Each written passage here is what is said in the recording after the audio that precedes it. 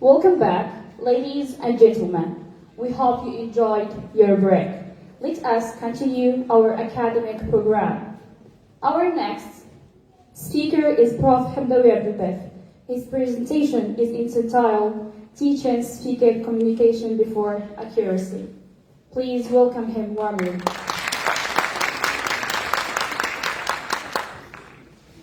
Thank you, Ikram. Good afternoon, everybody. I hope you're all doing well. First, I would like to thank the American TESOL Academy, together with ELA School, for giving us this opportunity to speak and exchange ideas and opinions concerning innovative approaches to language teaching. I must also thank my students present here and all the other students at the university and my colleagues, the teachers and the professors of the English language. So welcome everybody. My presentation is about teaching speaking, communication before accuracy, of course prioritizing fluency and meaning in language instruction. Before I start, I would like to tell you that this reminds me of Bernard Shaw's play Pygmalion, and where that linguist, Mr. Higgins, picked a flower girl from the street and tried to teach her advanced communicative skills, which means he wanted to turn her into a duchess who speaks the queen's language in those days. Now it's the king's language.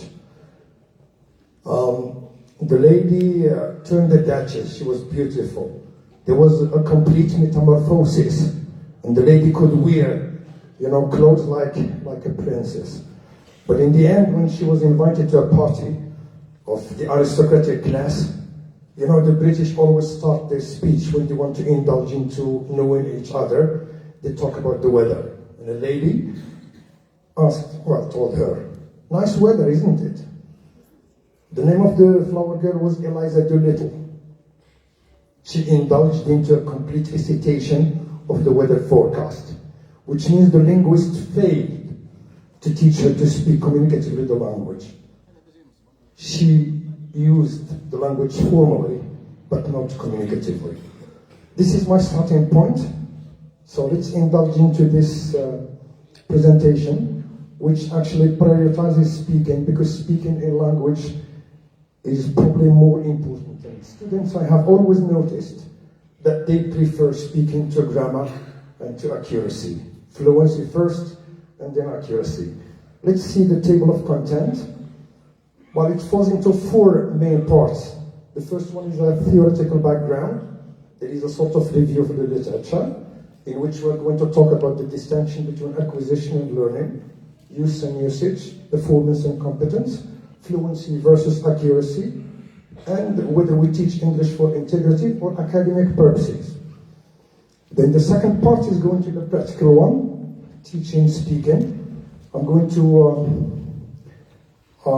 speak about some challenges of an accuracy-based approach.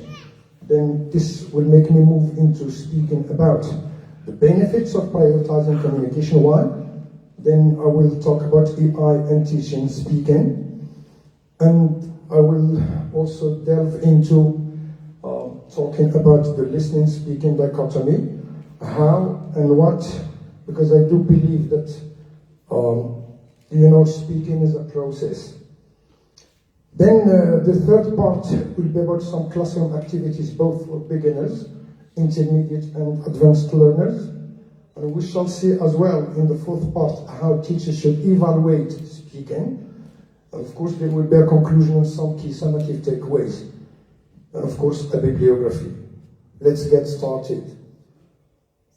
Introduction.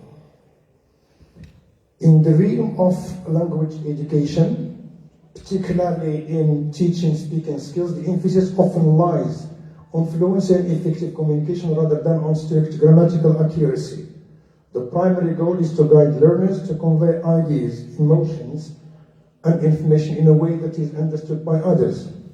So in this presentation, we will delve into how to teach speaking, the strategies, the activities that help teachers actually teach speaking. And why? The reasons why we should teach students to speak. Because speaking is, gains priority, no matter what we think. We should implement this approach in our teaching practices. I will start by this quote. We, just like my colleagues before said, we listen before we speak and we read before we write. Of course, this takes me back to, babies and infants. When they're born, they cannot speak the language, even their mother tongue. They're exposed to language, they listen to language. And after a while, they start speaking language with some imperfections, it's true, but later on beautify the language and it becomes correct. A theoretical background, acquisition versus learning. When it comes to that word acquisition, I always think about Chomsky's LAD theory, language acquisition device. All babies are endowed, are born to acquire a language. So they have that innateness, that creativity to go on acquiring the language. So acquisition is natural. It's not like learning which is a little bit artificial, where we put a lot of effort. Unfortunately enough, in our classrooms we emphasize more learning than acquisition. I hope that by the end of this presentation, we will be convinced that our teaching processes should turn acquisition rather than learning. Stephen D. Krashen said, acquisition is what builds fluency. Learning can act as a monitor, a way to check or polish the language. Look at that word, polish. It's like beautifying the language. So it is there as Hassan said, as a servant, but not a master. But it cannot create fluency. So what he meant by after the fact, after performance was given, and later on, grammar or accuracy comes just to polish, like we say that idiom, to polish the apple, to polish that performance and make it perhaps communicative more. But fluency is far better, than insisting on accuracy. Use and usage. Once again, this takes me to that famous structural sentence by Chomsky, green, colorless ideas sleep furiously. It is grammatical, it's true, but it's not meaningful. Therefore, meaning is important. We should focus on meaning, so for communication to be effective. Later on in pragmatics, Dawson and others insisted on using language, using appropriate language in specific contexts. And later on, Hudson in his social linguistics, insisted also on using language in social contexts, taking into account genre, ethnic group, age, social class, and many other variables. This is the, Dr. Bebni talked about this as well, and many of my colleagues, also Mr. Ubda, they all talked about this. There are rules of use without which rules of grammar would be useless, whereby use is how language is actually used in each situations, while usage is the formal rules of grammar. Here, we can speak a language, but we can speak it with some imperfections, with some mistakes that do not, of course, distort meaning. Grammar comes only, as we said, to refine our performances. Performance versus competence. Chomsky said, competence is the speaker hears knowledge. It is that knowledge of their language. And performance is the actual use of language in concrete situations. The distinction between how and what. How is that experience that takes us to learn to speak the language? It is a skill. Knowledge is what we know about language. And generally speaking, it is that teaching of grammar which aches the minds and the hearts of many students. It is that idea. So we prefer perhaps that experience, that process, that skill to make our students speak the language, regardless of the potential mistakes they might make. Fluency versus accuracy. Fluency is the ability to produce language smoothly, look at that word smoothly, and without hesitation. Sometimes you can hesitate, you can use fillers, but you communicate the language. Accuracy is about being correct, is about using the right tense, the right prefixes and suffixes, etc. Both are essential, accuracy and fluency. But fluency often takes precedence or priority in real communication. Simply put, I would say that accuracy is important, but fluency is more than important. Teaching can be either for integrative or for academic purposes. A month ago, Mr. Bebni asked us why do we write. I was about to answer for academic purposes, because students should be prepared to write research papers, scientific articles, even science students, engineers, and also to function appropriately in the workplace or professionally, like answering, let me say, job interviews, answering professional telephone conversations, etc.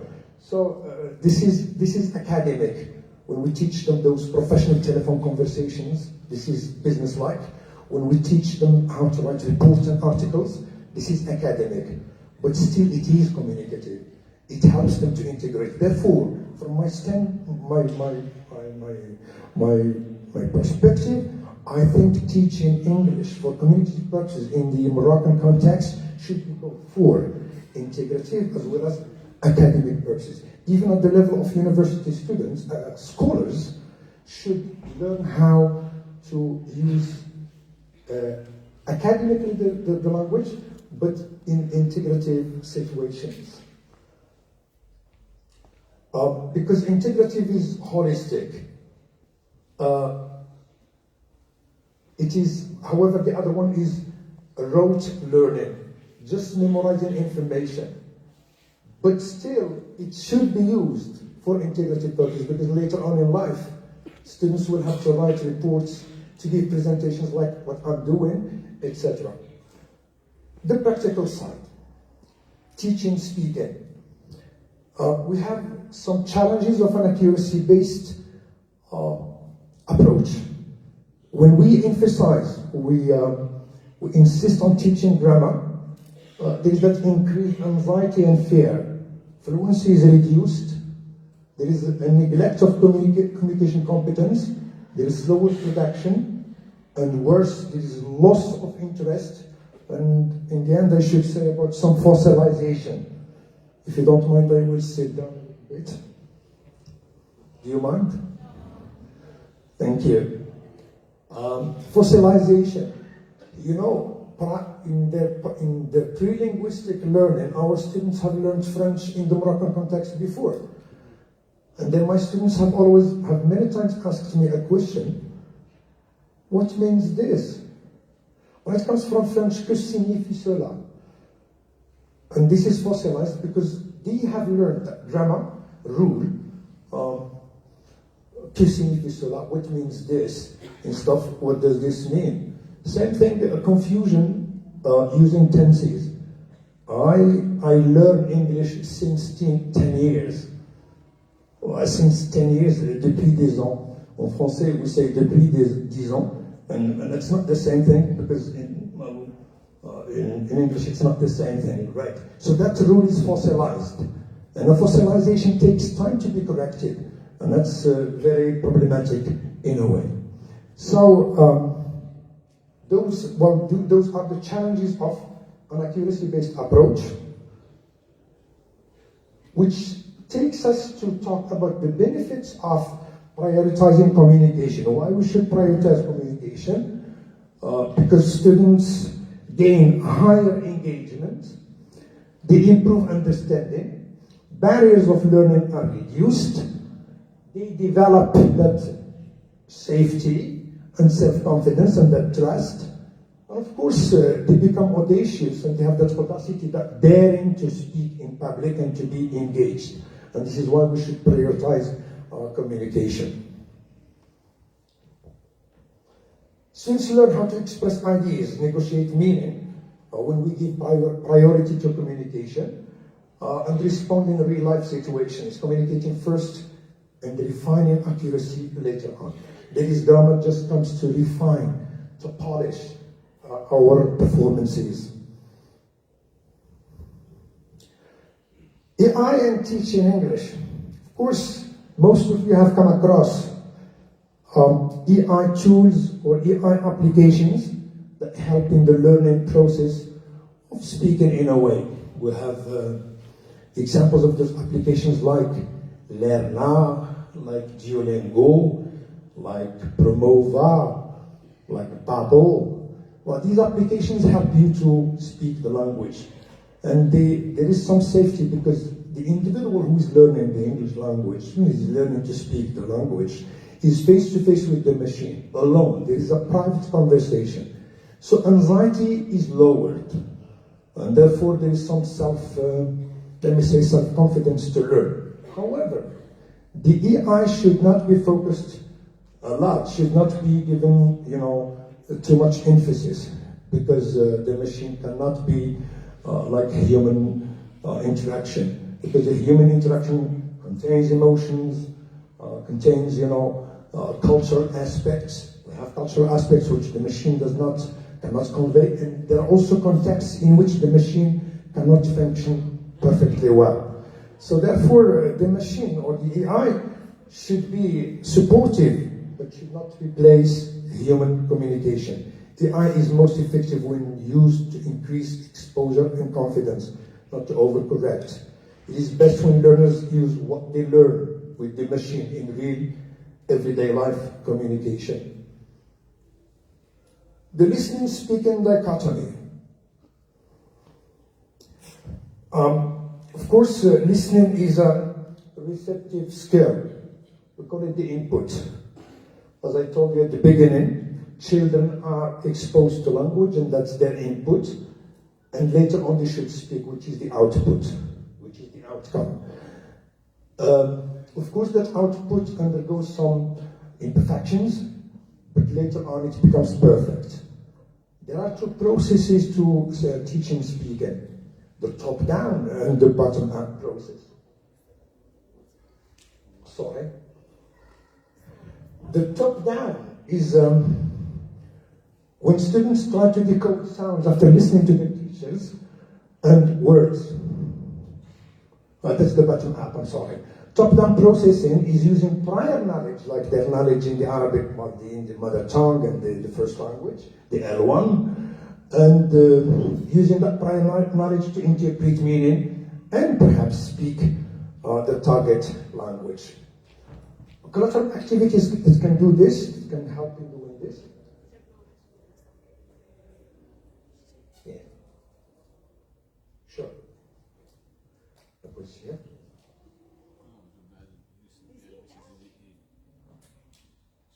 And then, sorry.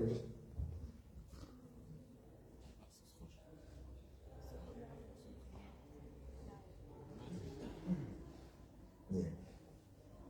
Super. Great. No. I was talking about what? Here. Listen and do, which is called total physical response. That is, the teacher gives orders to students. They execute the orders, go to the board, write your name, clean the board, go close the window, etc. And they just respond. This is at a beginning level. And also, well, later on, some students can take the turn of the teacher and ask their peers to do the same thing. This is listen and do. Dialogue listening and role play. They listen to a dialogue and then they role play it. Then we have those minimal pairs in phonology that help also in teaching, listening and speaking, like that distinction, because here the focus is on pronunciation. Ship, sheep, so that this distinguish between short E and long E. But and bet, up, curve, girl. etc. There is either consonants or vowels, vowel sounds, and they distinguish between these. And of course, it helps them develop their, let me say, their pronunciation. Why should we prioritize how? This is a quote. Teaching speaking is a process. It takes time. That is, you cannot, as one of my colleagues said, you cannot teach students to speak overnight. They cannot just wake up in the morning and start and become good speakers of the language. It takes time. Explaining a rule of grammar like he, she, it, takes as at the end, well, it takes minutes or seconds, but it is quickly forgotten. The first, which is teaching speaking, has an output in the long run, but the second is forgotten in seconds. So how is a process? It is interactive. It includes strategies. It is pragmatic. However, what? It is content, simply and grammar. Some classroom activities that can help us prioritize how over what are. Conversation strategies practice how to express hesitation and prepare. That is, the teacher can come up with a dialogue in which there are lots of fillers, lots of hesitations.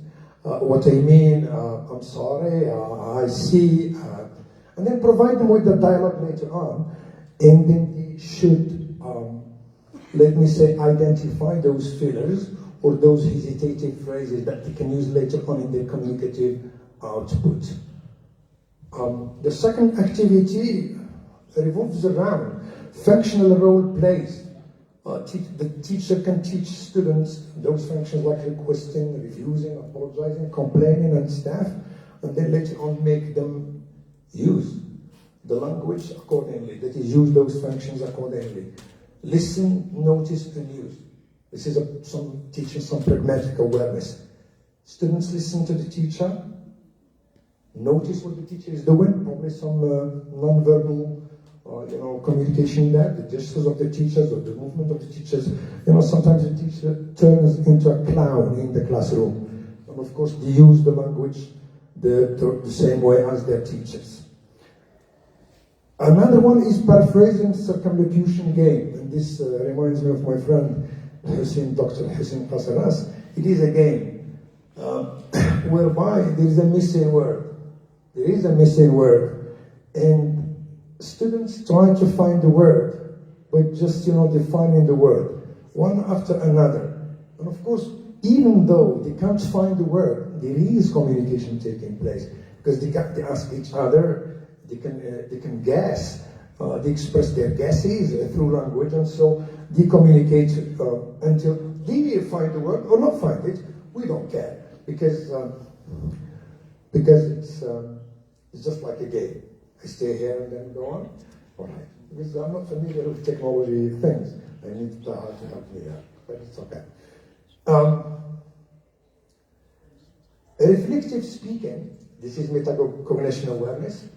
At the end, the students ask themselves, I was excellent giving my speech. Or another student asking another one, how were you great or excellent? This is reflecting upon what has happened in the classroom. So these activities perhaps are very meaningful and important for learners. I'm still using my finger. I'm sorry, I'm not familiar. I have never used this, by the way. It's a fossilization, indeed. I have never used this. It was okay. I have seen my students using their phones. Is that right, Dad? You use your phone, sometimes changing moving from one slide to another. Use your phone. I don't know how you do that. Well, it's quite easy. They should teach me. Yeah. Is that the way we don't need it? I'm sorry? Okay. She's going to help me. Taha, you missed this, you didn't teach me this. Taha, Fatem Zahra, and Hasna, you failed to teach me this. Anyway, our classroom activities for learners. We have beginners, It's okay, I can use my finger, no problem. I will use my finger. مش مشكلة. I belong to the old school, you know. I belong to the old school, and Hussein knows. Tris also knows. I belong to the old school. That's it, exactly. Maybe, well, I need a seat. You're right. Thank you so much. Right. But it's okay. It's okay. I'm going on. Right. Anyway, for beginners, we just give them dialogue completion. Very simple dialogues. Peer conversation. We ask students to go to the scaffold and then perhaps role play a short dialogue. You can teach them to give instructions by just showing the way to a place. You can also give them a picture and ask them to describe it. You can give them also an exercise with gaps so that they should fill with simple information like their age, their hobbies, information about their family members, etc. You see, for intermediate to advanced learners, I don't know, but I hope you will discuss this with me because this is purely my own thinking. When we give presentations to students, they feel, relaxed and happy to give presentations in the classroom. They don't like it when we teach them grammar. Well, at least my students. They give presentations because they feel some responsibility. They stand there in front of their mates and they give a presentation. Also, paraphrasing for me is a good way to teach speaking. Why? Because when you give them a sentence and you ask them to paraphrase it, they come up with a language which is their own expression, so they paraphrase. They say it differently, in other words. Commenting, that is, you give them a quote or a sentence, and you ask them to comment. That is, to be creative and come up with ideas. Of course, they speak again. Summarizing, they can listen to some material, the text, and they summarize it and then speak about it. Translating is another way to bring about cross-cultural awareness. That is, learning that languages are different, and of course this helps once again and boosts the speaking skill in our students. Dictogloss. This is an activity where students listen to a short text by their teacher. This is listening. That's why I told you there's that listening-speaking dichotomy. They listen to a short text, just listen, take notes, and work together later on to recreate the text and speak about it. I think that dictogloss activity is a great one. Yeah, dictogloss. It doesn't look like an English word. Maybe if we look in the etymology, maybe it's not English. It's not purely English. Yeah, maybe it's not purely English. Thank you, Sir Hussein. But dictogloss, that is, you make them listen to material and you let them perhaps recreate the text later on and speak about it.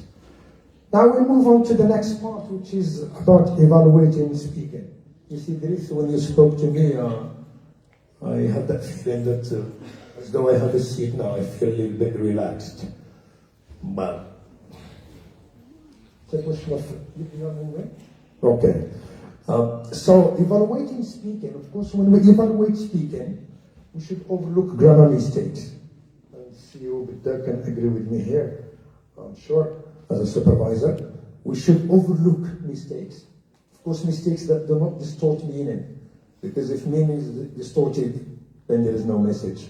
Because message is very important. And mistakes, well, if a student also mispronunciations.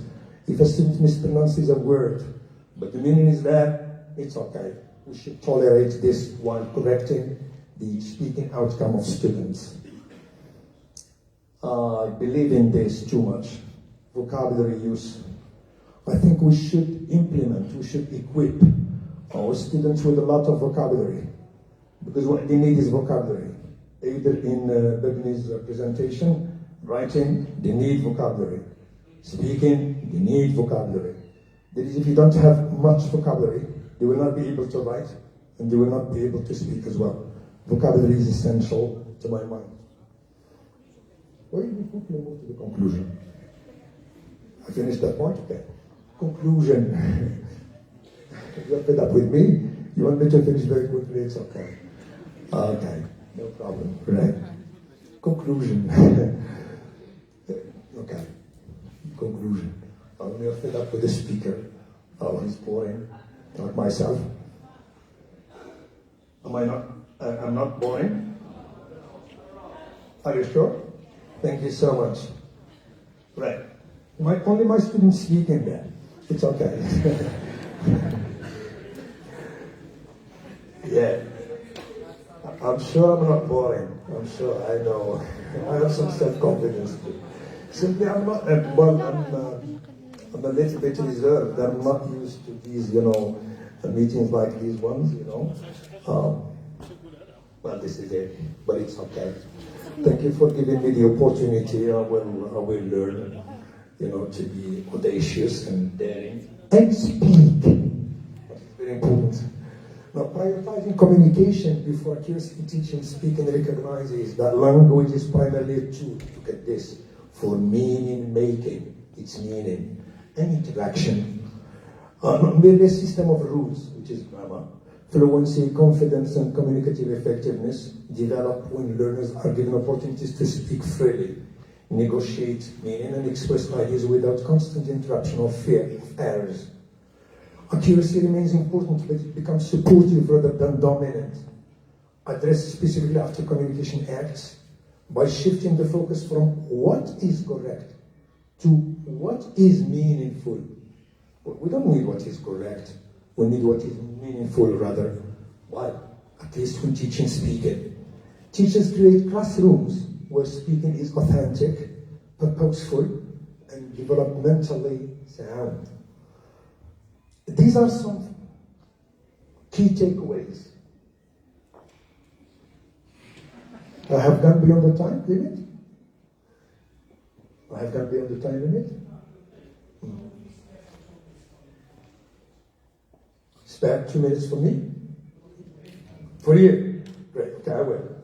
Well, I have just the fruits. You like fruits. So there is the fruits. Here's the fruits. Well, at the end, there's always a desert. There's always, we have always fruits. Everybody likes fruits. Hussein, Dr. Hussein, do you like fruits? Right, you're my guest today. Okay, fluency precedes accuracy. Learners must speak to learn how to speak. Meaning comes first, because if there is no meaning, there is no communication.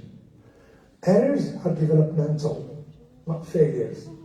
When your students make some mistakes, some tolerable mistakes, don't blame them, because it means that learning is taking place simply. Interaction builds competence, turn-taking, repair. Look at this, turn-taking, repair, and negotiation are teachable skills. Together with active listening as a soft skill, it is also teachable, well, in a way. Of course, we should reduce correction, because this lowers anxiety while teaching speaking. So communicative classrooms produce confidence, autonomous speakers, not just grammatically correct ones.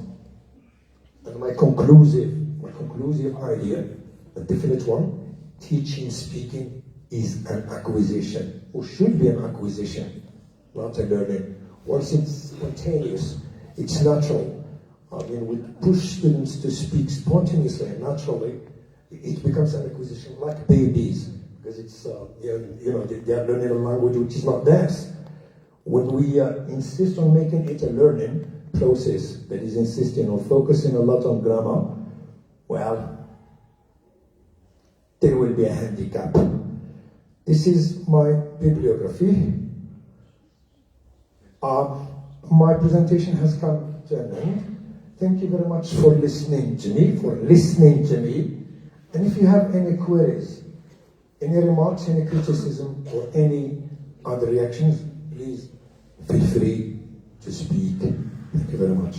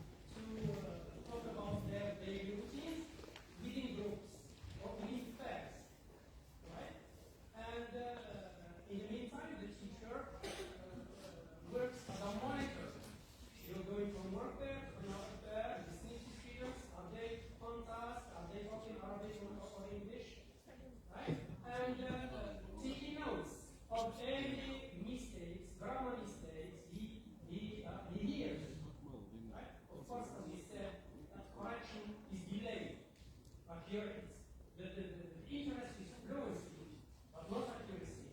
Still, accuracy should not be neglected 100%. There should be some delayed error correction. The delayed error correction should be done at the end of the task or of the activity. Right. Pair work also should be done in a way that the students should not, work with the same partner all the time. Right? You should swap the group, the pair, so that if you talk to the person on the right this time, next time you should talk to the person on the left. You should talk to the person in front of you. You should talk to the person at the back. No, you cannot talk to the person behind you. Why not? Because he is behind you. I can turn and talk to him. Right. All these things are covered by classroom management. I was just reading, I agree. A good organization of the classroom is the key. That's what I'm saying. Thank you. You're welcome. Thank you very much. Okay, thank you so much. Thank you, Doctor. So our second speaker is the Director Abdel Mohammed. His presentation is entitled... No.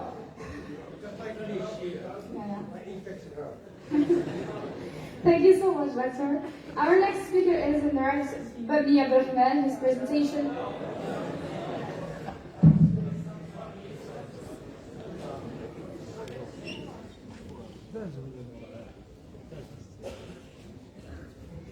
Okay, sorry. So our next speaker is Prof. Ahmed Reisa. His presentation is entitled Innovative Strategies for Teaching Listening Skills.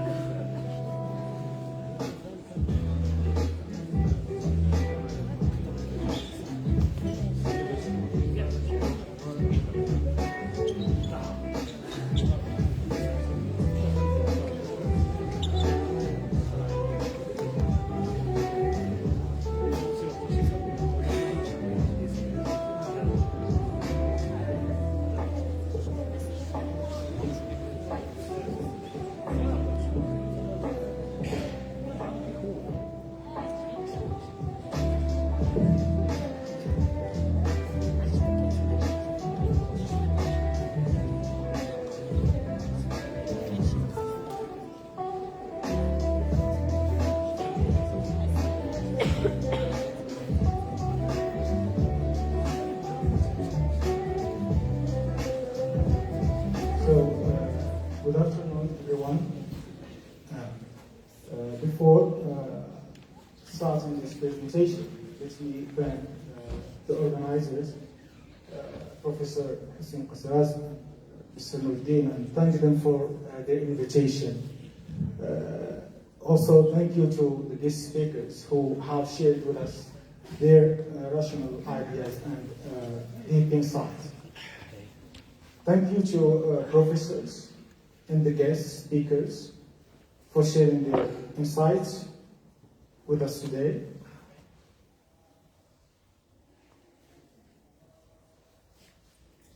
Thank you to all attendees, to professors, to university students, to teachers as well, colleagues, and to the organizing team or those participants who are helping in organizing this event. For those who don't know me, I am Ahmed Reisa. I am a teacher of English, and also I am a member of several or some research teams and associations, not only in Morocco but also outside Morocco. Today, or in this presentation, I will gave a structured analysis of innovative listening pedagogy within the Moroccan curriculum, the new curriculum, mainly the curriculum that is used in middle school. But I think it will be used in high school starting from next year.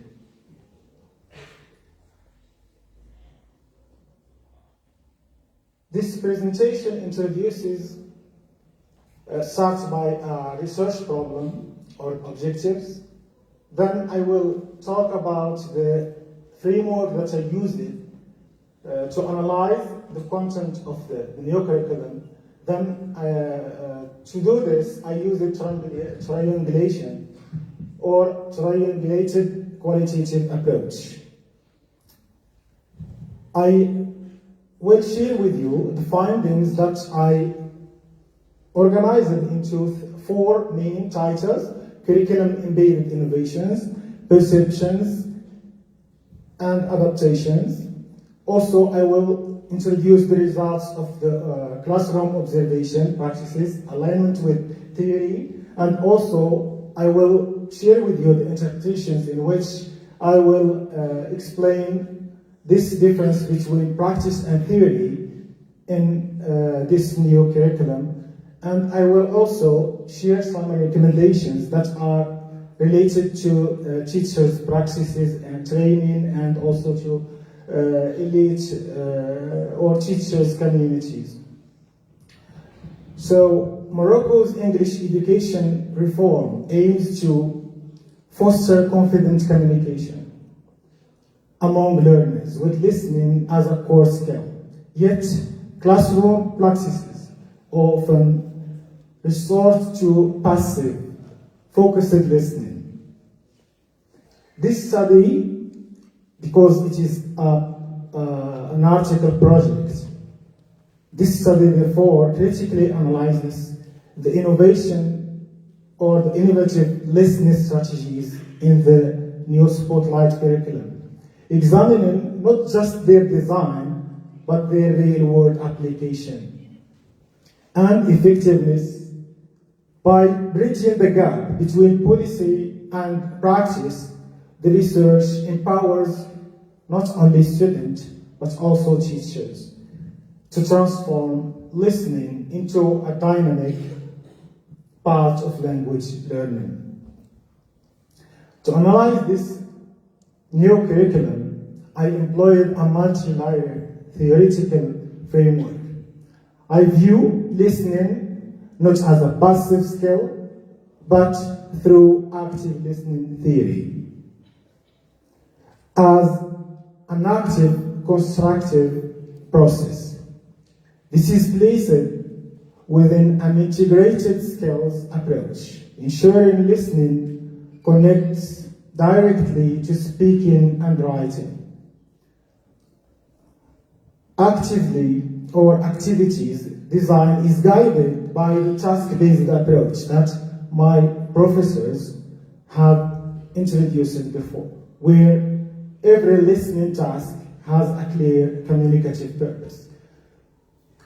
Teachers are training their students in listening by whenever they assign a task, they ask their students to listen and do something else. So they should do an activity. That's not only listening. So, and inclusively is ensured through the universal design of learning, which promotes multiple modes of engagement. The goal of this study is to analyze how innovative listening teaching methods are both designed in Morocco's new English curriculum and put into action in real classrooms. To do this, I asked 4 questions. What is in the curriculum? What do teachers think and do? And what actually happens during our listen? And how does all of these line up with teaching theory? And then answering these questions helps us understand the real journey from a great idea into in a textbook to what students actually learn. For the methodology, this study uses a multi-method qualitative approach to build a complete picture of how listening is taught. I didn't just look at the textbook or the curriculum, but I triangulated data by analyzing official curriculum documents, studying online discussions among teachers because I am a member of several teachers' communities, and observing actual classrooms. I did some observation of some teaching practices. This three-part method lets me compare the official plan, what teachers say they do, and what actually happens within students, revealing the false story. The English Spotlight, for example, 3 curriculum embeds several key innovations. It contains a lot of innovative ideas to transform listening from passive into active skill. It frames every task with a clear purpose. For example, listen and check guides students from guest reading for general or listening for general idea to detail to personal resources. Response. You ask students to personalize based on your experience or how could you use what you listen to in your personal life.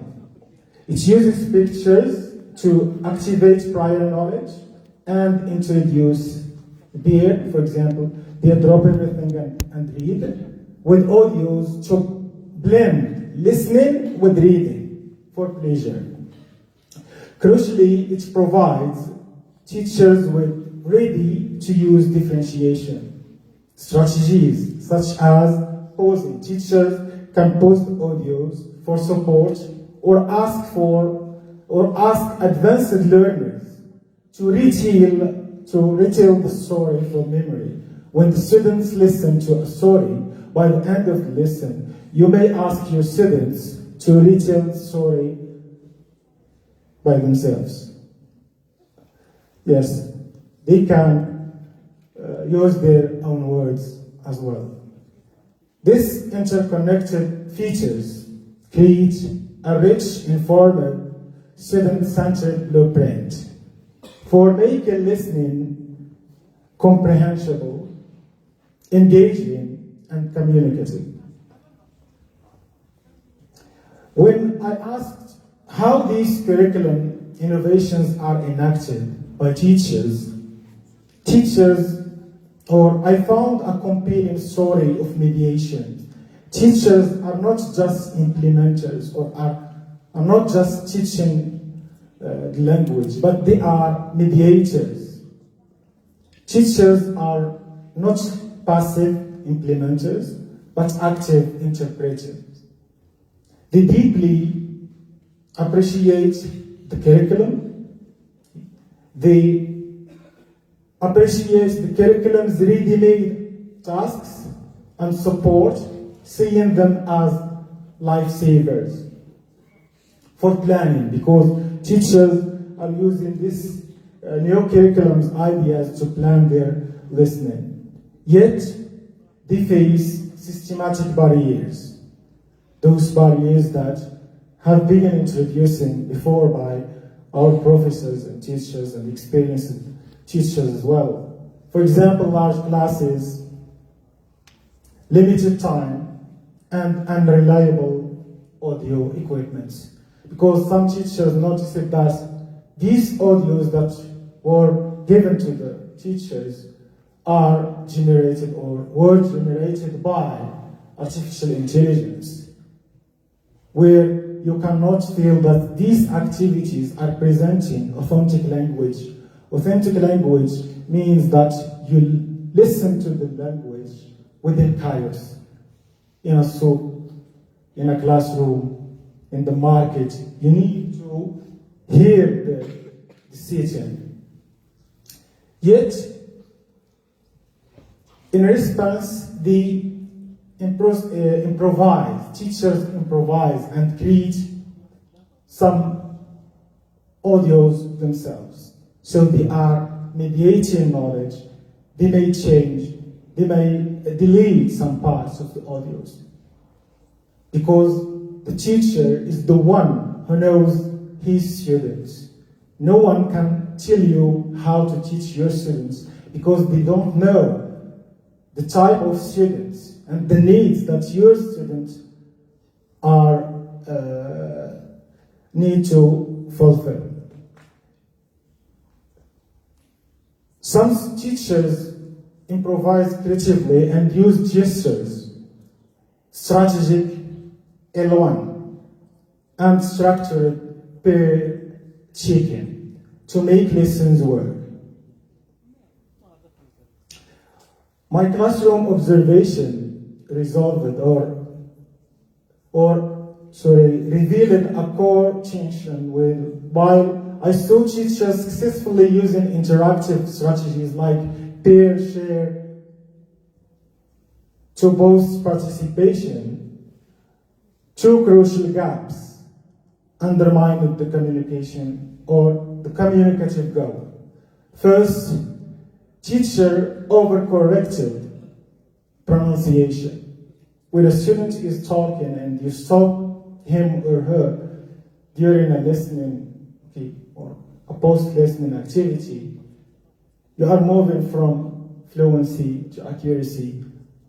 So let students make mistakes, as our professor said. Mistakes are part of learning. When the student makes a mistake, so that's learning is taking place. Or during listen and repeat as well. Prioritizing accuracy over fluency and creating anxiety, those are gaps that you can notice while teachers trying to implement what they got from theory.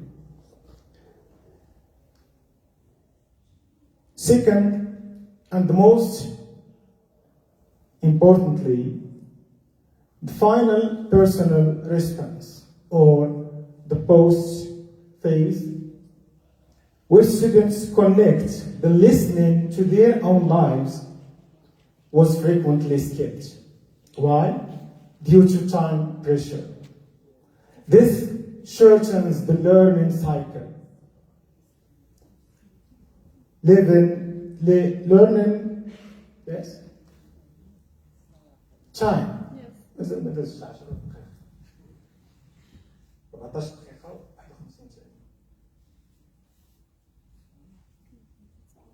مازال عندي شي حاجه للاساتذه غندوزو الا كانت سهلات ندوزوهم ماشي اشكال. There is an example for teachers who want something that is practical to do in their classrooms, because I was told that I should share with you some strategies for or innovative strategies to teach listening. For example, this do now. Teachers may use such strategy to create a routine. One of these routines within the classroom is the do now. For example, to activate prior knowledge and set personal low stakes context, or to lower affective filters, a teacher may use this prediction. Before providing students with a listening or within the audio, you may ask them to look at the picture and the title and predict or guess what will be the text about. You may use this scaffolding, visual scaffolding, in which you provide students with icons or pictures, for example, a cake, a dress, a gift, and so on, and you tell your students in 1 minute, draw a quick sketch in your notebook that answers what the do this make you think of. It is also prediction. Another activity is a minute interview in which you may ask your students to turn to the person maybe behind them, as my teacher said, or nearby.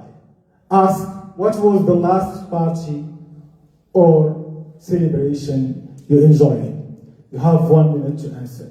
So this do now could be done between 3 minutes to 5 minutes. Next one is pre-listening stage. In the pre-listening stage, you may try to build the necessary vocabulary, context, and purpose for listening. For example, you may provide students with pictures. Here we provided students with a gift, a soap, and a girl. And you may ask your students, with your partner, name, it shows, yes, name 5 things you see in the picture, or elicit and the board K nouns verbs. For example, choose. The students may share with your ideas as choose, buy, gift, cake, because they say it. And the second picture, the second step is prediction. Based on these pictures, what do you think conversation will be about? What the problem might the person have?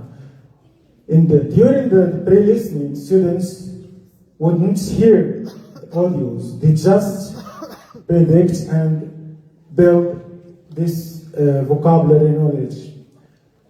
During the while listening, objectives, for example, listen with differentiation or with differentiated, clear purpose. Tired listening task. Here we try to use this differentiation and also scaffolding.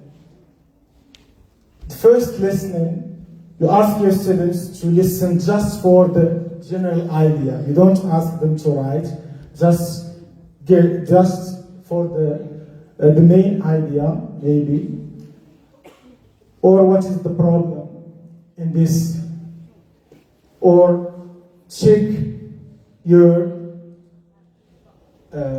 predictions. For the second listening, provide a worksheet with 3 multiple choices. This is for those lower achievers. For those that have an advanced level, you may ask them to provide them with a worksheet to listen for 2 suggestions and give, and ask them, are they good or not? For those who have a high level, you might ask them to provide you with a certain dialogue, or where they provide suggestions that are related to celebrations. Let's move to the post-listening. Personalize the content and move from comprehension to communication. You can ask your students to link or to connect what they heard in the audios to their life. Tell us about a celebration that you like. You can provide, to help those low achievers, provide students with sentence starters. For example, I like celebrating blanks, and let them complete the sentence. This is an example. You can provide several sentence starters. Also, you can provide your students with dialogue frames in which you provide a dialogue and you provide them with blanks that students should complete, and can be also within the post-listening. The last stage is the exit ticket, in which also you can help your students. This is an activity, it's an example. I just tried to share with you some examples. Unfortunately, I couldn't share with you all ideas that were that were in the presentation, because within the curriculum there are really very interesting and amazing activities that we don't know. And I try to work on this article not only to present here, but because I want to understand the new curriculum. This 3-2-1 reflection, you may ask your students to write on a slip of paper or on their notebook 3 new words, phrases they learned during that lesson, 2 things they understood from the lesson, and a question that they still have. Thank you for listening to this presentation. Thank you.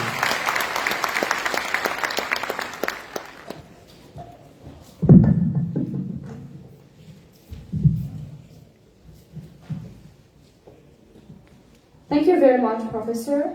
Our final speaker is Dr. Sumaya Zindin. Her presentation is entitled Developing a Reading Culture in EFL Classrooms.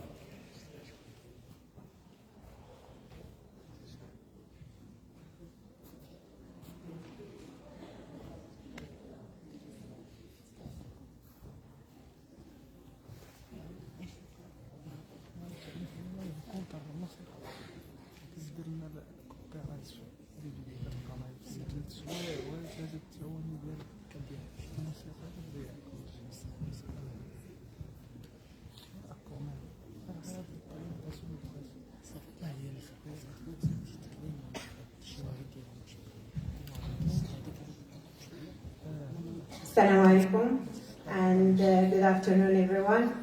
How are you doing? I hope you are having a good time with us. Thank you. It's an honor to be here with you and it's a nice experience to be among experienced and esteemed professors and which we have learned a lot from. And they have widened and they have shared with us their very interesting expertise that we are going to learn from all of us. Thank you so much to the organizing committee, and my thanks is extended to our dear professors, colleagues, teachers, and also our dear students.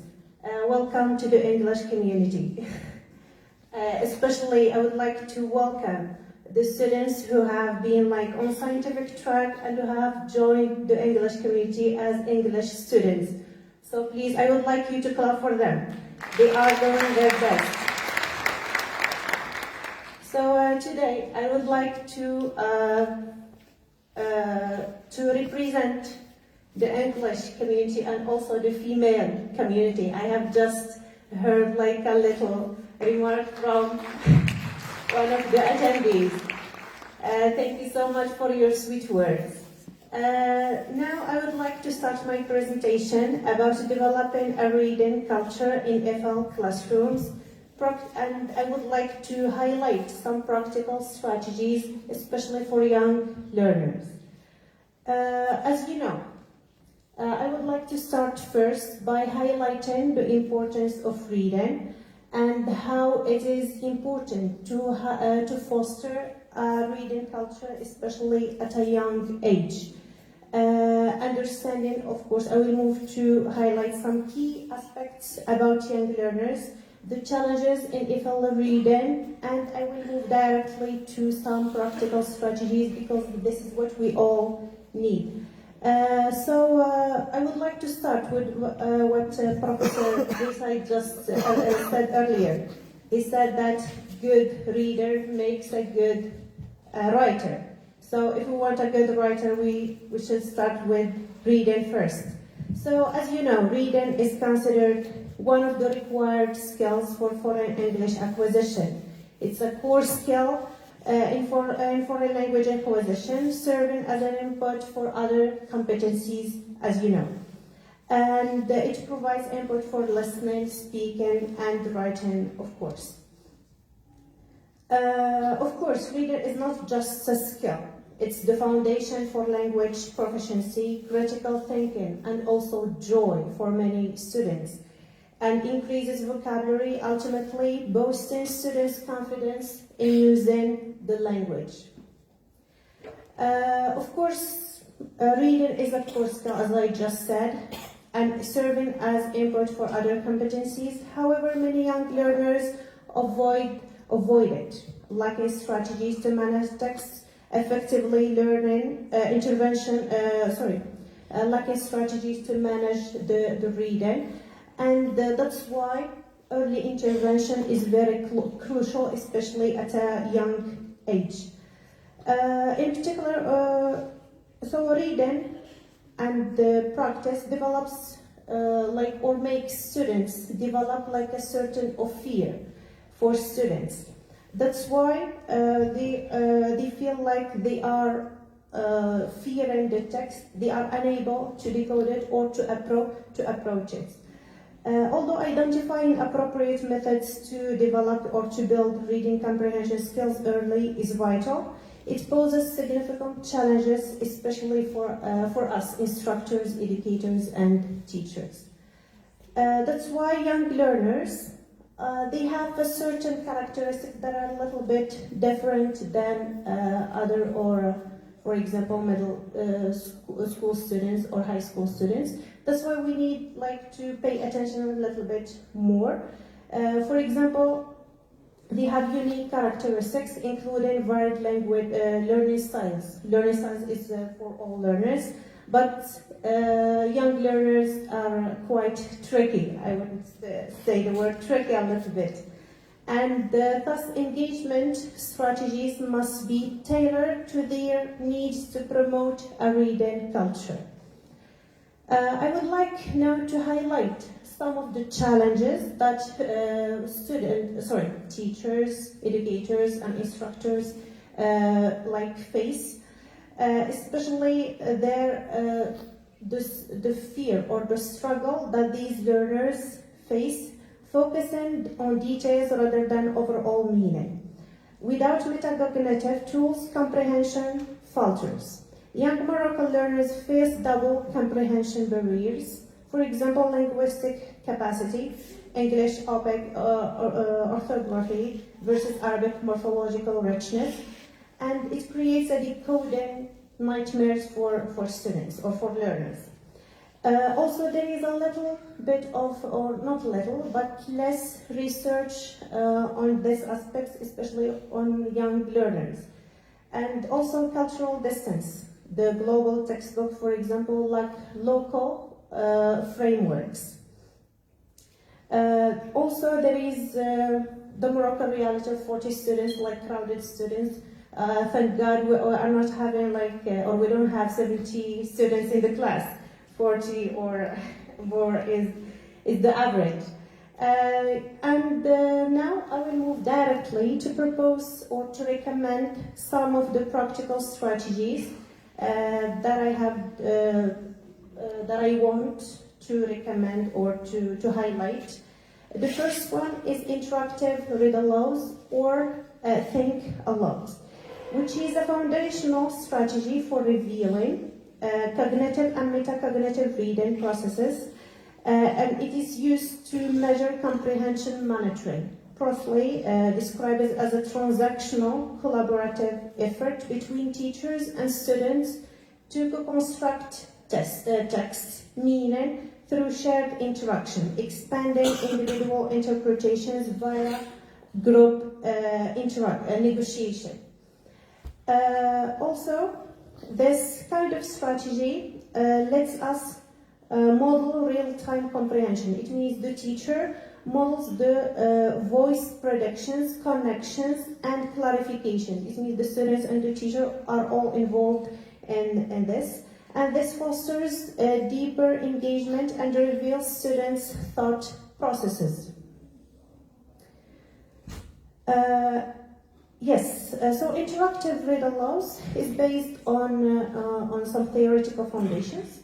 Combining schema theory activation with instructional conversations to optimize FL reader comprehension. This equation, as you can see, illustrates how teacher-led engager read aloud scaffold young learners, understanding by building on prior knowledge schemas. This means the prior knowledge that students have, and fosters dialogical discussions. Interactive read aloud also involves teachers reading text expressively while pausing for predictions and questions also, and also connections, directly equating to schema theory, emphasis on activating and revising mental frameworks for new information, instructional conversations, then extend this through structured student-centered talks.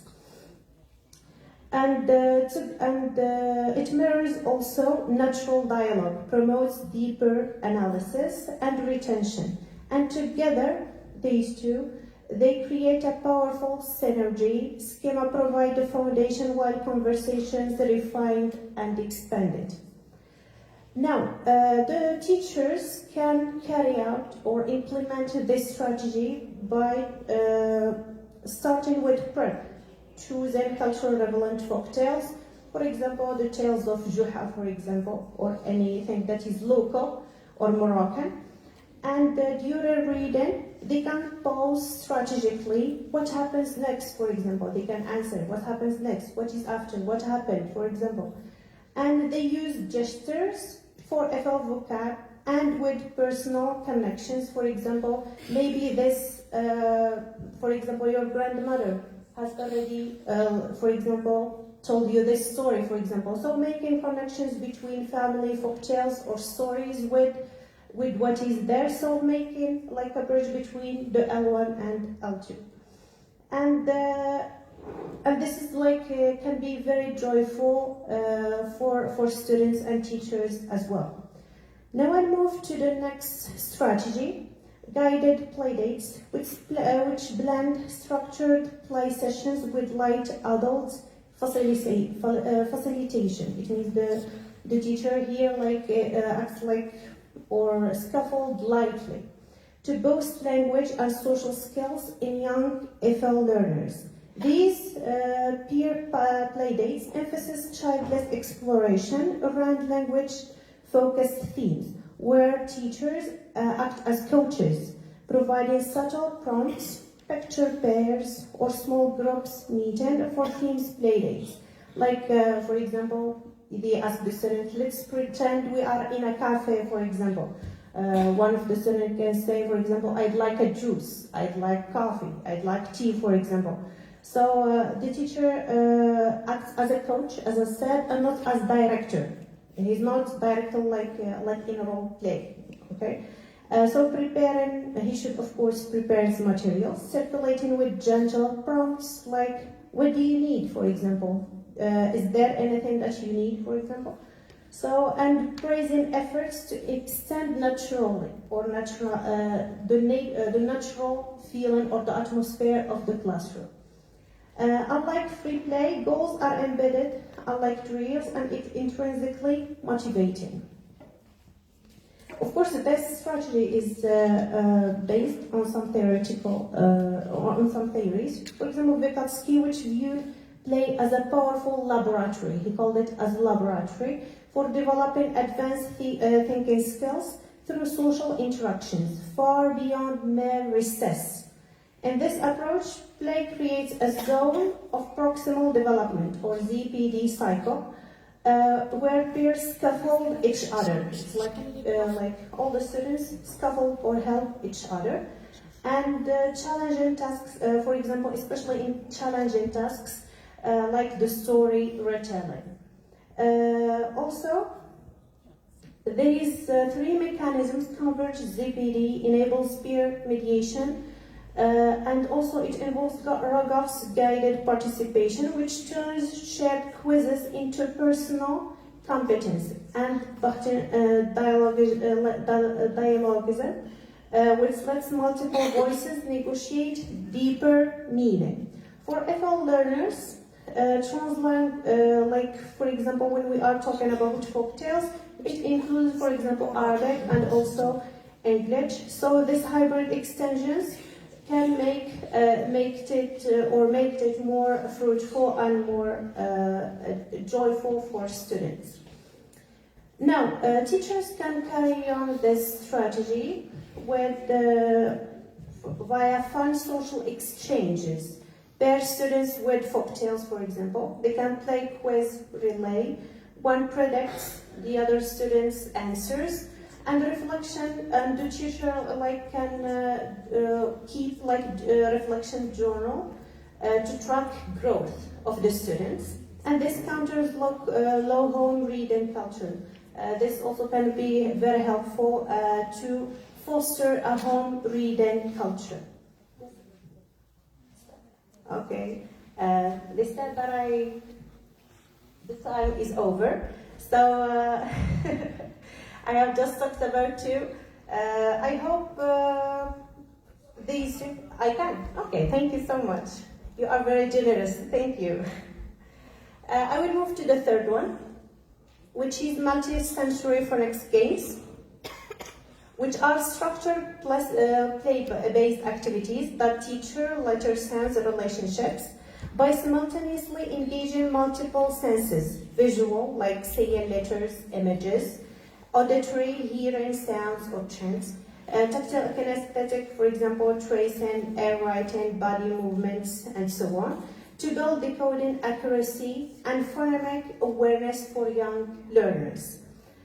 This one, I will move to how it is implemented to make it more practical. So phonics, for example, should be like multisensory. For example, at day one, we can model, for example, the sound s or sh, for example, with arm waves or chants or anything.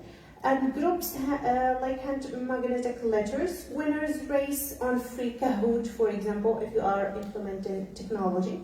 And it makes it like less challenging for students. And FL beginners, especially young learners, decode readers immediately, building confidence through movements and competition between these young learners. The fourth one, which is collaborative strategic reading. It is designed to enhance reading comprehension, particularly for struggling or diverse learning in middle and high school. It's integrated, modified, reciprocal teaching with peer-mediated strategies applied before, during, and after reading expository text. However, it can be adapted to young learners as well. However, we need to simplify the strategies more and also shorten the texts, use more visuals in preview, for example, and provide heavier teacher modeling via gradual release to make it applicable for young or among or in a class where we have young learners. We can carry on this strategy by putting peers in driver's seats, like 4 rules per group, for example. Client keeper lists stuck words, solve via context, and teachers and students are all involved. And in the preview, for example, before reading, we survey headings, pictures, and questions to activate schema or prior knowledge and predict content. Click for example, those who are the words that are clear, and clock for those who are not clear, for example. So during reading, we note, for example, understood part, as I said, as clicks, and clock for the words that were not clear for the students. And we identify the main ideas by who, what, for example, 2 or 3 words, what happened, why does it happen, and so on. And for the wrap-up, after reading, we review key ideas and generate questions for answers. The fifth strategy, which is written retelling circles. This transforms passive reading into active reconstruction, perfect for FL where fluency lacks comprehension, for example. And written retelling circles are dynamic strategy in which we blend reading, writing, speaking, and students first read a level text alone, then craft individual rituals, concise summaries, capturing plot, characters, and ideas. In small circles, they share these writings aloud, like in a loud manner, using rules like reteller for events or connector for real-life links, for example, and fostering accuracy and depth. This builds from individual accountability to collaborative polishing, and which is very ideal for FL comprehension. We can implement or do it in a classroom through by reinforcing. Like this strategy allows reinforcing without pressure. How? We model on chart paper, then pairs sketch events using, for example, starters. For example, first, for example, the girl. For example, I have this chart paper example. The magic carpet, for example, Amina, for example. So we say first the girl, or Amina, found a red magic carpet, okay? Then we move to the next event. Next, she wrapped it because she was curious. Then the carpet flew to the moon because it was magic. Finally, Amina returned home wiser because she learned sharing, for example. So, for example, at the first level, which is modeling, we can just highlight, for example, the linking words. First, or the sequence linking words, first, next, then, finally. And then we can pair the students through making them into pairs or three students in a group using bilingual frames. And for them, they can make pairs sitting next to each other, and then this can start retelling the story, the main story, and also we can make them notice, for example, the simple past, for example, wrapped, found, and so on, noticing the grammar structure. And yes, so this teacher can do this in 30 or 40 minutes per week, and this can enhance the reading culture. If we started if we make the objective of 8 weeks, by week 6 we can see the improvement among these young learners. And the teacher, of course, can rotate strategies for variety and assess via telerubrics or journals, and can check also with parents. I will end my presentation here. Thank you so much for your attention, and thank you again.